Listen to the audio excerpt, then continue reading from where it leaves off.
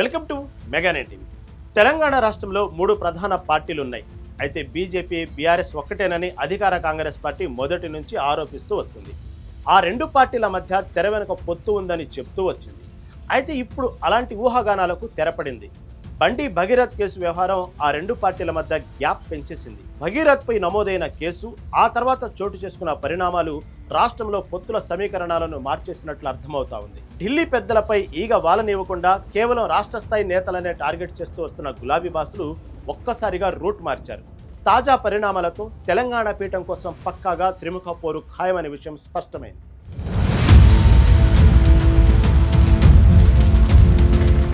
బండి భగీరథ్ ఉదంతాన్ని ఒక సాధారణ లీగల్ ఇష్యూగా వదిలేయడానికి బీఆర్ఎస్ అస్సలు సిద్ధపడలేదు.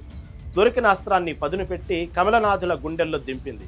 బండి సంజయ్ను కేంద్ర మంత్రిమండలి నుంచి బరతరఫ్ చేయాలంటూ స్వయంగా కేటీఆర్ రంగంలోకి దిగడం, రాష్ట్ర వ్యాప్తంగా గులాబీ క్యాడర్ రోడ్లపైకి వచ్చి నిరసనలతో హోరెత్తించడం చూసి బీజేపీ మైండ్ బ్లాక్ అయింది. తమతో సయోధ్య, గియోధ్య లాంటి ముచ్చట్లేవి లేవని, అవకాశం దొరికితే చట్టపరమైన ఉచ్చులతో రాజకీయ సమాధి కట్టడానికి బీఆర్ఎస్ ఎంతకైనా తెగిస్తుందనే చేదు నిజం ఢిల్లీ పెద్దలకు ఈ దెబ్బతో అర్థమైంది.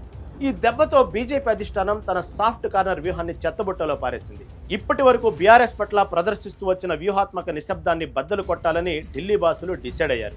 పశ్చిమ బెంగాల్ అసెంబ్లీ ఎన్నికల్లో సాధించిన చారిత్రాత్మక విజయంతో ఫుల్ జోష్లో ఉన్న కమలదళం తన నెక్స్ట్ మెయిన్ టార్గెట్గా తెలంగాణను ఫిక్స్ చేసినట్లు తెలుస్తుంది. బెంగాల్ తరహాలోనే ఇక్కడ కూడా ప్రత్యర్థులను తుడిచిపెట్టే అగ్రెసివ్ పాలిటిక్స్కు తెరలేపింది. బీఆర్ఎస్ వేసిన రివర్స్ గేర్ కమలనాథులను మరింత రెచ్చగొట్టడంతో ఇక గులాబీ పార్టీని క్షేత్రస్థాయిలో నామరూపాలు లేకుండా చేయడమే ఏకైక అజెండాగా బీజేపీ తన అసలైన రాజకీయ వేట ప్రారంభించబోతున్నట్లు సమాచారం. బండి భగీరథ్ ఫోక్సో కేసు సెగలు కాస్త చల్లబడటమే ఆలస్యం. బీఆర్ఎస్ పై బీజేపీ ప్లాన్ అమలు చేసే అవకాశం ఉందని తెలుస్తోంది.